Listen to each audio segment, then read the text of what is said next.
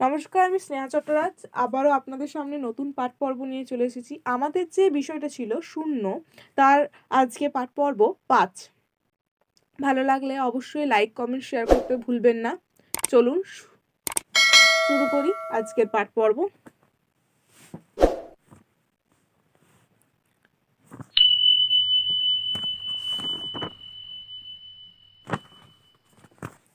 শূন্য ও ফাঁকার রূপেই ষষ্ঠার রূপ।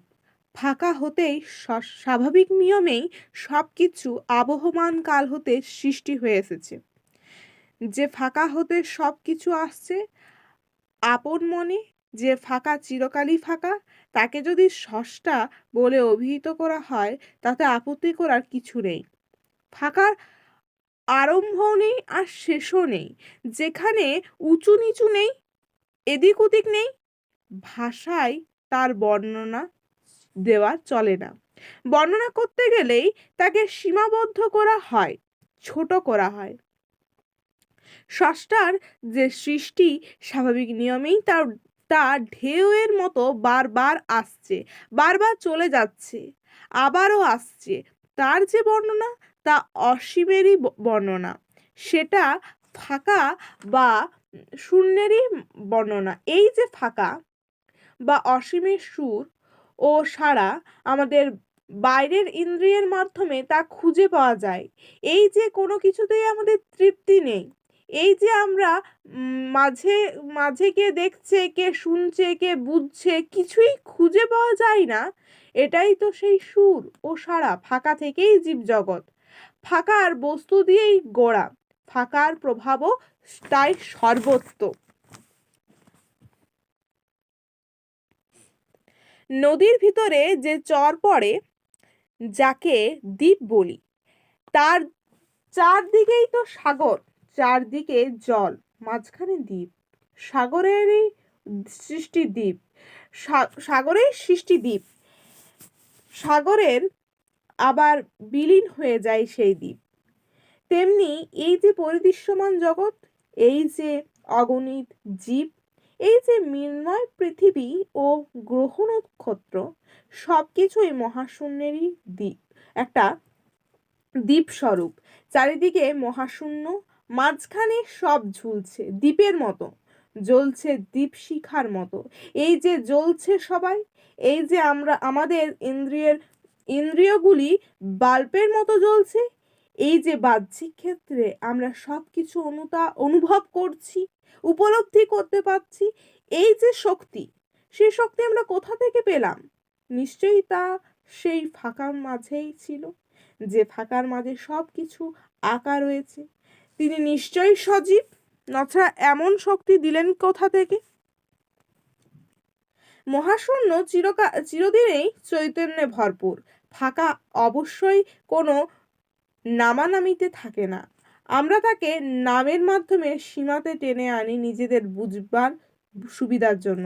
যার বর্ণনা নেই, সীমা নেই, শেষ নেই, সেই ফাঁকা কি অবস্থায় থাকে? যখন কোনো কিছুই থাকে না, তখনই একটা অবস্থায় থাকে। এটা হচ্ছে না থাকার অবস্থা, কিছুই নাই হয়ে থাকা। কিছুই নাই হয়ে যখন কিছু থাকে, তখনই স্বরূপে এসে দাঁড়ায় সেই নাই, এর রূপেই হলো স্রষ্টার রূপ, আত্মার রূপ, সেটাই হলো চৈতন্য। এই শূন্যময় জগতে কিছুই নাই, নাই করে যখন চিন্তা করে দেখবে, তখন ওইটুকুন শুধু পাবে যে কিছুই নাই হয়ে কিভাবে সে আছে। এই যে কিছুই নাই, এটা কোন রূপ? এভাবে ভাবতে ভাবতে একটা স্বরূপের মধ্যে এসে দাঁড়ায়, সেই স্বরূপই হলো স্রষ্টার রূপ।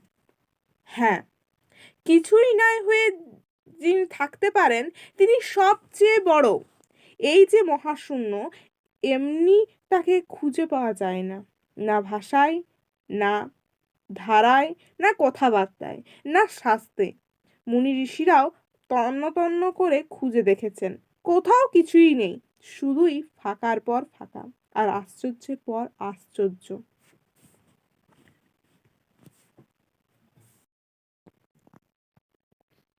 কোনো বর্ণনার মধ্যে তাকে টেনে এনে কি বলবে? কিছুই নাই, এটাই তার একটি রূপ। এই যে শূন্য, এমন অবস্থায় রয়েছে যা চিরকালই ছিল, চিরকালই থাকবে। তাই মহাশূন্যেই আমাদের মনকে নিবিষ্ট করতে হবে, তবেই সকল প্রশ্নের সমাধান হবে। সেই আদি পিতাকে তখন আর হারা উদ্দেশ্যে খুঁজে বেড়াতে হবে না। ভগবানকে কে সৃষ্টি করলেন, ভগবানের বাবাকে কে সৃষ্টি করলেন, তার খুঁজতে হবে না। এই যে ফাঁকা, এটা চিরদিনই ফাঁকা। এই ফাঁকাকে কেউ সৃষ্টি করেনি, এর আরম্ভও নেই, শেষও নেই। জীবজগতের সবাই এসেছে এই ফাঁকা হতেই। তাই আমাদের সবার জীবনে সেই আরম্ভ, শেষ ও শেষবিহীন ফাঁকার প্রভাব সবসময় বিদ্যমান। তাই তো কোনো ব্যক্তিকে খণ্ড খণ্ড করে ফেললেও কে দেখে, কে শোনে, কে খায়, কে বলে, তাকে আর খুঁজেই পাওয়া যায় না। সব কিছুতেই রয়েছে সেই শূন্যেরই প্রভাব, শেষ নাই এর প্রভাব, আরম্ভহীনই প্রভাব। তাই তো সব কিছুই মাঝেই রয়েছে এই ফাঁকার ইঙ্গিত, সর্বত্রই তাই ফাঁকা। তাই তো কোনো কিছু আরম্ভও নাই, শেষও নাই, চলছে তো চলছেই। সাগর হতে সৃষ্টি দ্বীপেই বুঝিয়ে দিচ্ছে সাগর কত মাটি মিশে থাকার অবস্থায় রয়েছে। তেমনি এই যে অনন্ত জীবজগৎ, যার কোনো কিছুই থাকছে না, বুঝিয়ে ও জানিয়ে দিচ্ছে যে তার যা হতে এসেছে, তারা যে যা হতে এসেছে সেই স্রষ্টা কিছুই নাই, এর রূপে বিরাজ করছে চিরকাল। আমাদেরও সেইভাবে চিন্তা করতে হবে। নদীর মাধ্যমেই সাগরকে খুঁজে পায়। সাগরকে চিন্তা করলে সব নদ নদী, খাল বিলকেই চিন্তা করা হয়, আলাদা করে আর চিন্তা করার দরকার হয় না। তেমনি ভূলোক, জনলোক, মহলোক সব খণ্ড খণ্ড ভাবে আছে। যা বর্ণনা করি সবই তো মহাশূন্যের বর্ণনা, তারই আভাস, তারই প্রকাশ।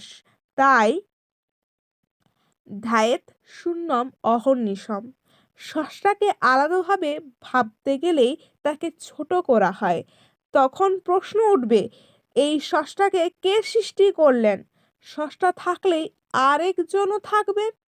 এভাবে ভাবতে গেলেই স্রষ্টাকেই ছোট করা হয়।